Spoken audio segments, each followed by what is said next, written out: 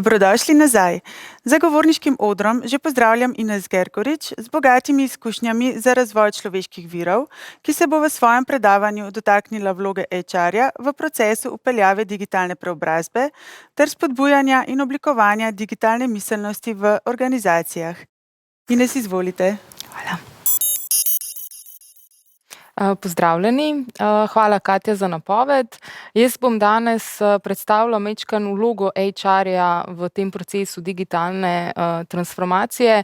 Tina je govorila o tem, koliko je pomembno, da zaposleni imajo zelo pomembne kompetence in tiste digitalne so zdaj v ospredju. Jaz bom govorila majčkeno o tem, kako se pozicionira HR v tem obdobju. Kot vidite na prvem slajdu, je tako malo za hec, malo za res, v bistvu naša neka realnost nova. Kdo je odgovoren dejansko oziroma kdo vodi to digitalno transformacijo? Zdaj, a je to direktor, a je to tehnični direktor, a je to COVID-19, ki nas je vse presenetil.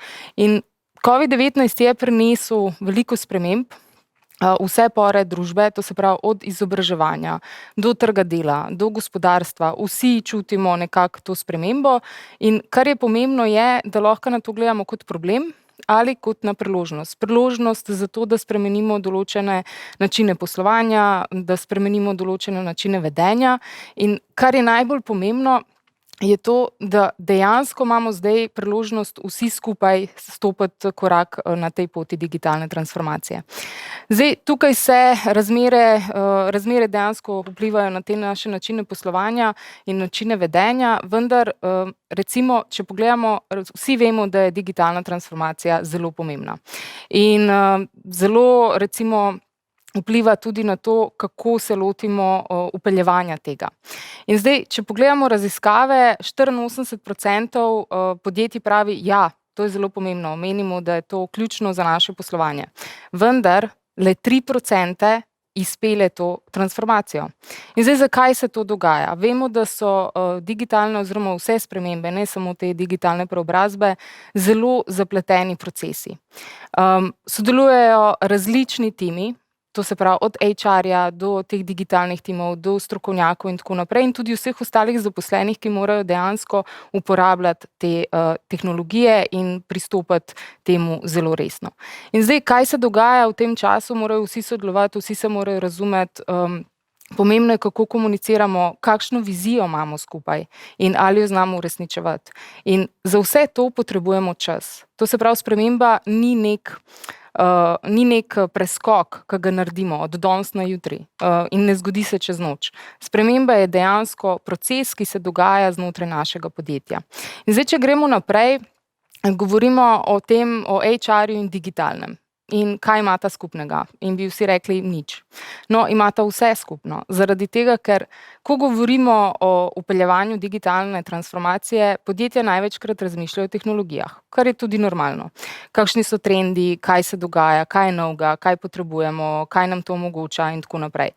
Tako da v bistvu se, ko imamo problem, podjetje ukvarja s tehnologijo, ampak to, s čimer ima problem podjetje, ima vse veze v bistvu z ljudmi.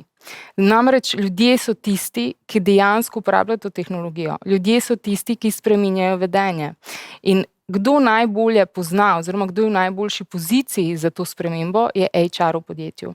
In zato je dejansko pomembno, da imamo HR na strateški poziciji, ne le v neki administrativni vlogi.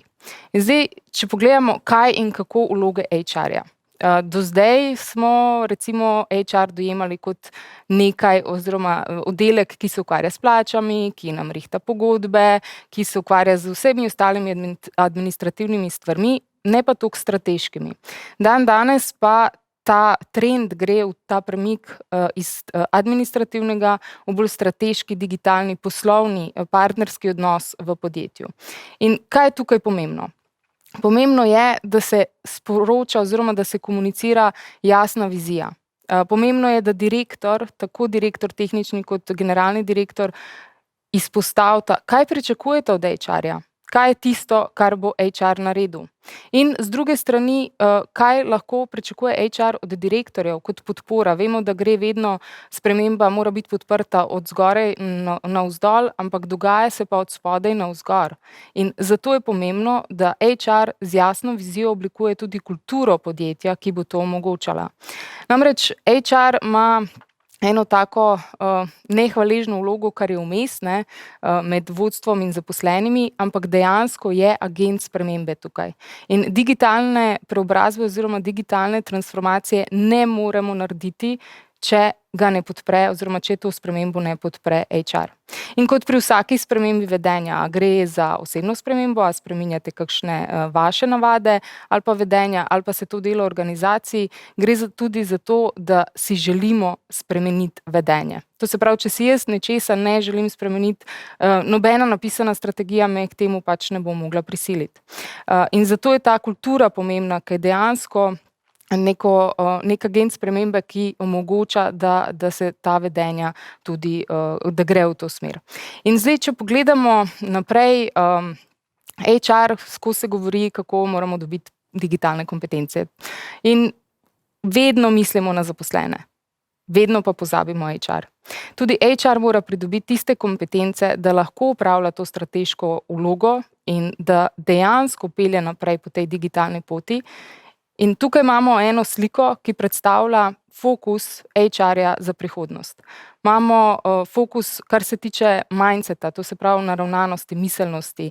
Imamo fokus na to, da komunicira oziroma gradi nek brand delodajalca v smislu, da se organizacijska identiteta zrcali tudi navzven, ampak tudi navznoter, ker zaposleni so tisti, ki dejansko potem to zrcalijo v realnem svetu.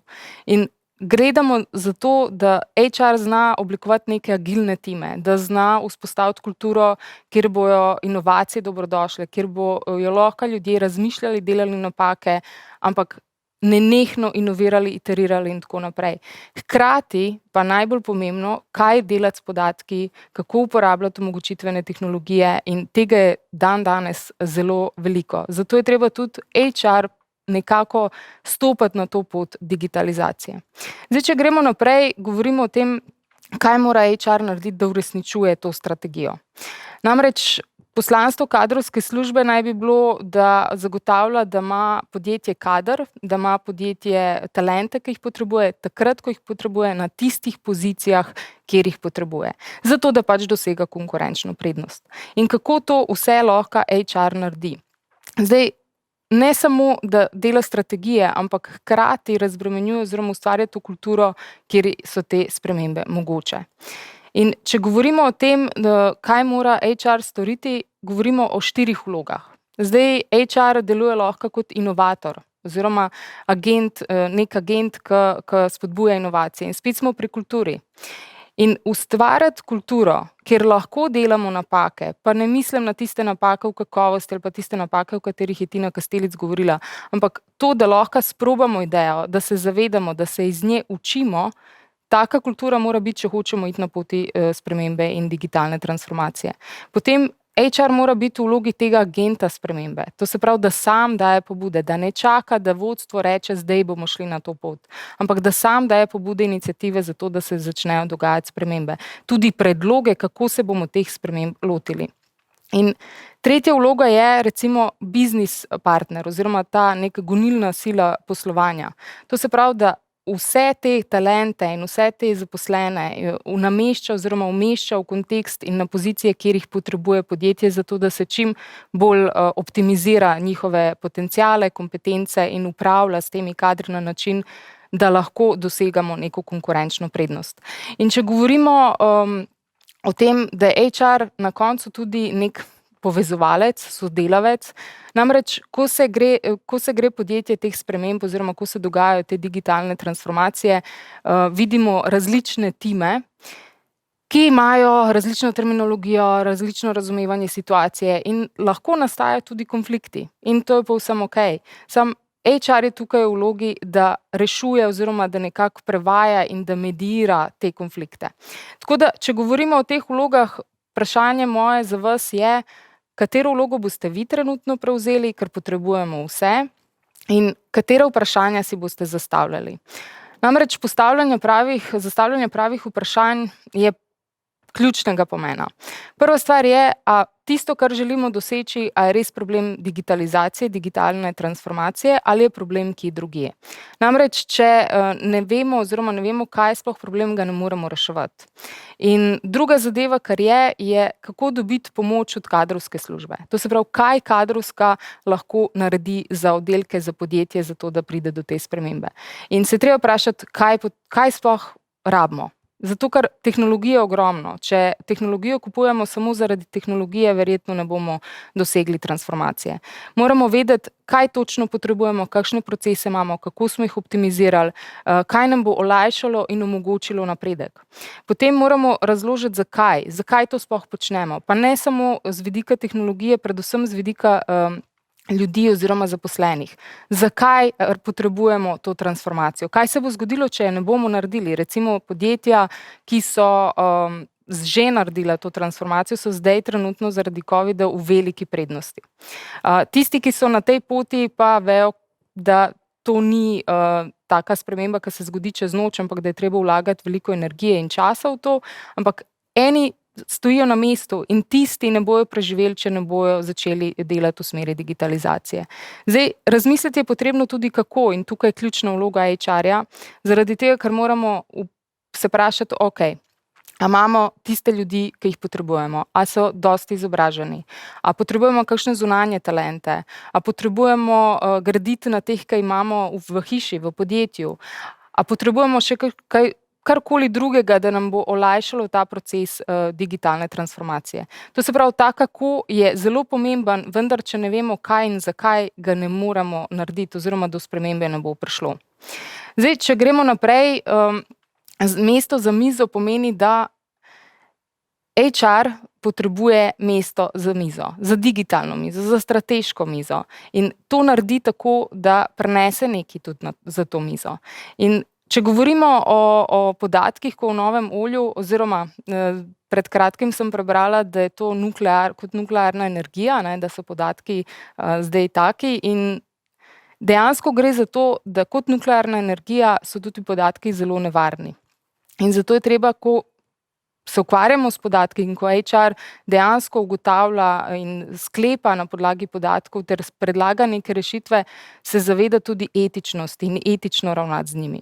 Ampak vseeno te podatki govorijo o tem, kako lahko bolj motivirani ali pa bolj zadovoljni zaposleni prenesejo podjetju recimo več dobička, kako lahko to vpliva na to, kakšen ima odnos oziroma kako nas percipirajo stranke, kako lahko avtomatiziramo procese in kaj s tem pridobimo. To se pravi, kup enih vprašanj je, na katera lahko HR odgovori s podatki, ki jih ima.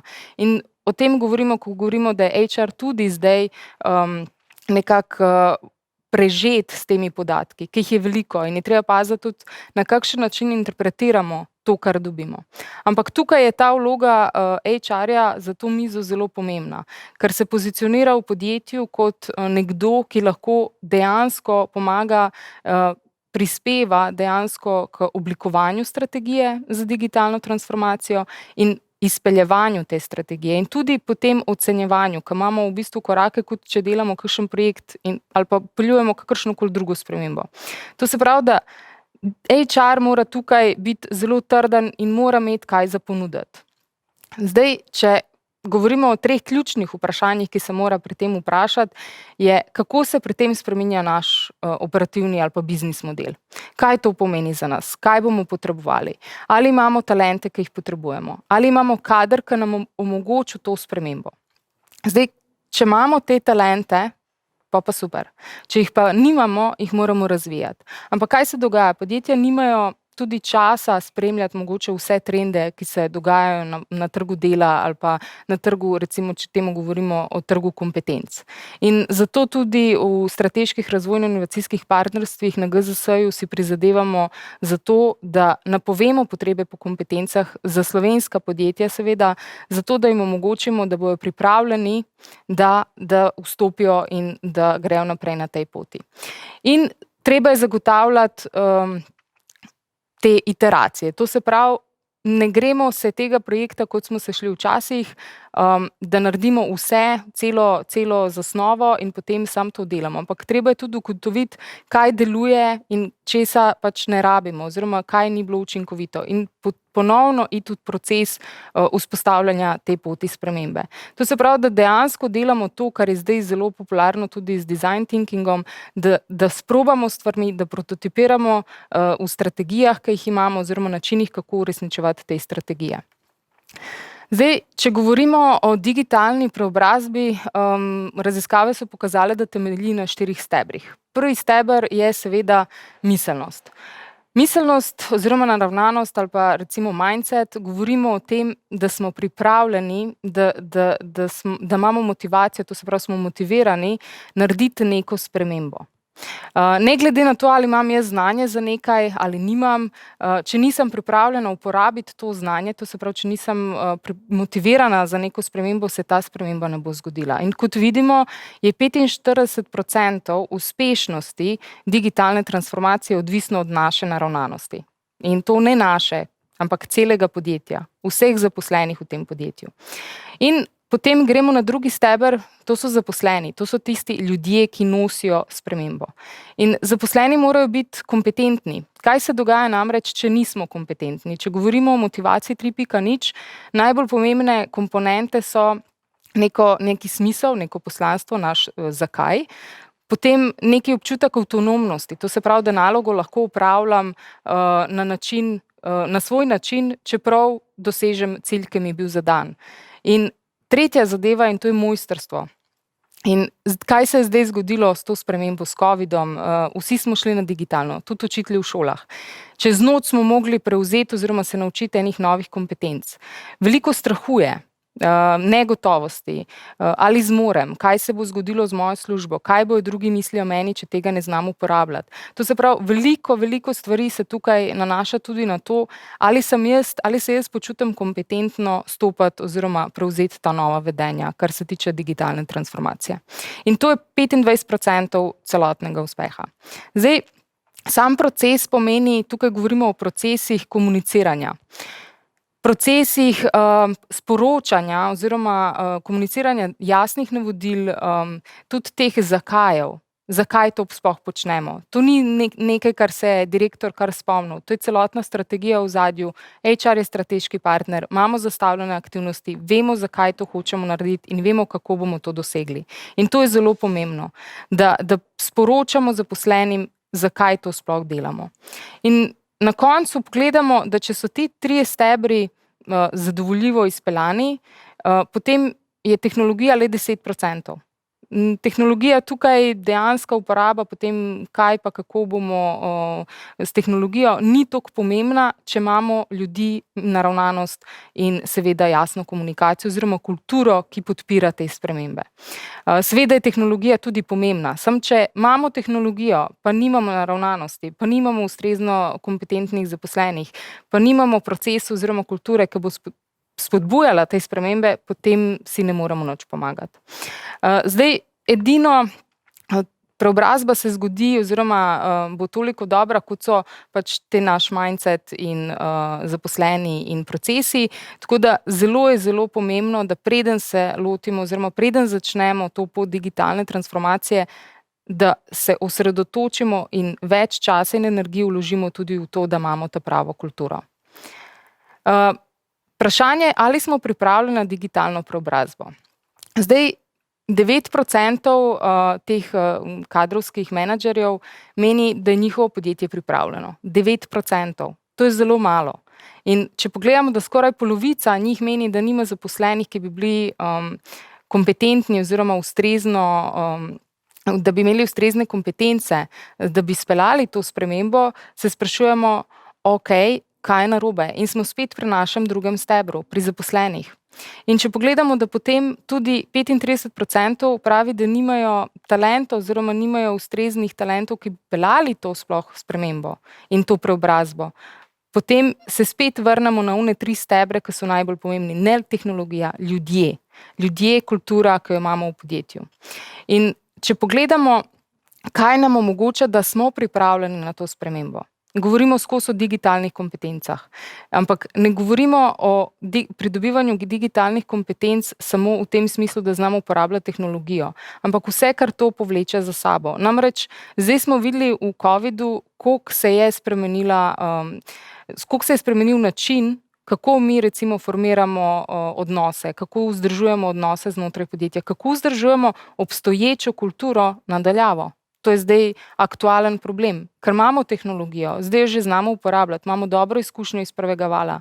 Ampak kaj se dogaja? Kultura. Kultura je tista, ki zdaj najbolj trpi.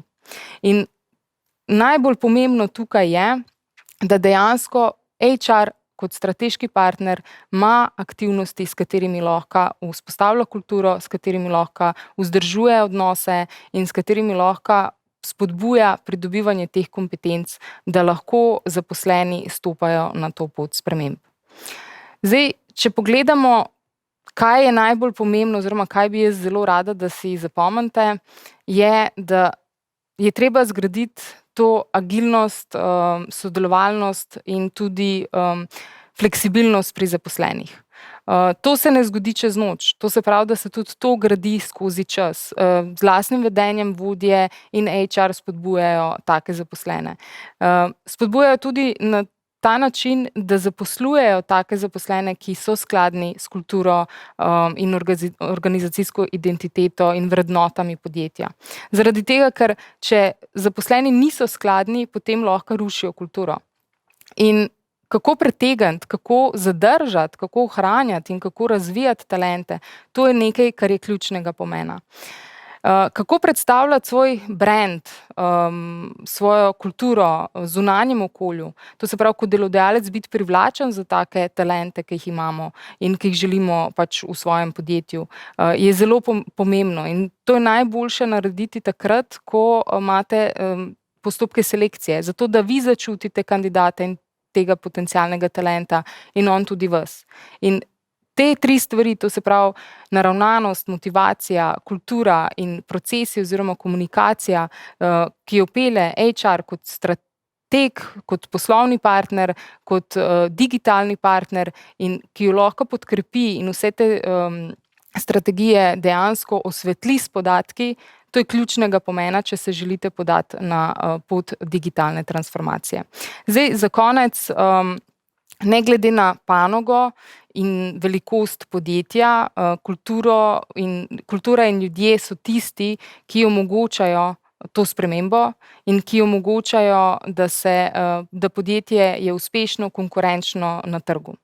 Tako da jaz se vam zahvaljujem za pozornost, za čas in vam želim uspešno digitalno transformacijo.